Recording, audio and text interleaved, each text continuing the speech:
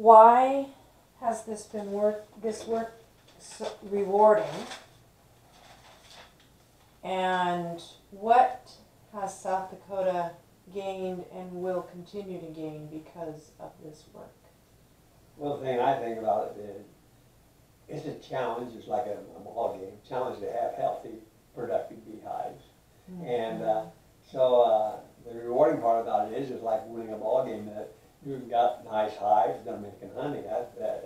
It's so nice to go out there and open a hive of bees in there. Of course, ours are pretty gentle anymore. You open them up and you can see they're just there making. They're so happy making honey, and they're big, full of the hives full of bees.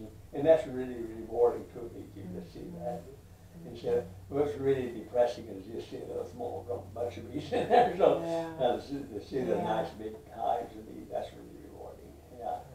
Talk about how important bees are to all of us humans everywhere. Yeah, that's a good question. You know, 1/3 of our diet comes from bee pollinated plants. I say the good stuff, you know, the fruits, the vegetables, all that comes from bee pollination.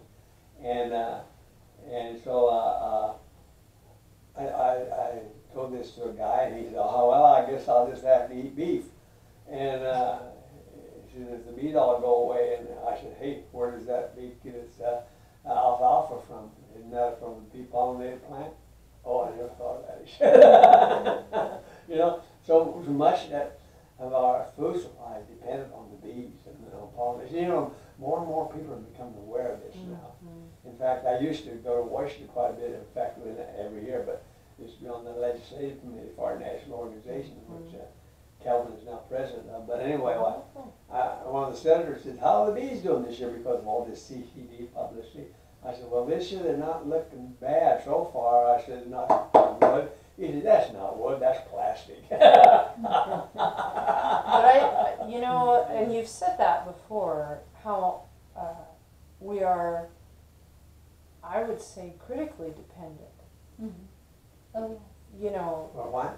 critically dependent on the bees. Right. Yeah. What else? Well, Einstein said 5 years after the last bee dies, the human race is going to be in real trouble. Yeah. Interesting. That way back then. And another thing that was kind of interesting, in 1986, the book was wrote by called Silent Spring. And that's when there were no insects at all, you know, because of all the pesticides. Silent Spring. And you know, it's not only the bees that get hurt, it's all the pollinators. You know, the bumblebees, the monarchs, the butterfly population really go downhill. Yeah. And then there's no insects out there. The pheasant population has gone down. And so impact. And then they say now it's not only the wildlife on land, but some of these pesticides are getting into the streams and certain the fish populations. So it's very cyclical. The Rachel Carson book, Silent Springs, is becoming more and more alive. In fact, at the time she wrote it, everybody thought, yeah. Now all of a sudden they did. She was right. She's like a prophet, really. Yeah. It's an amazing book. Anything and I was going to say, I think it's even earlier, wasn't it? Like in the 60s, I think she did that book.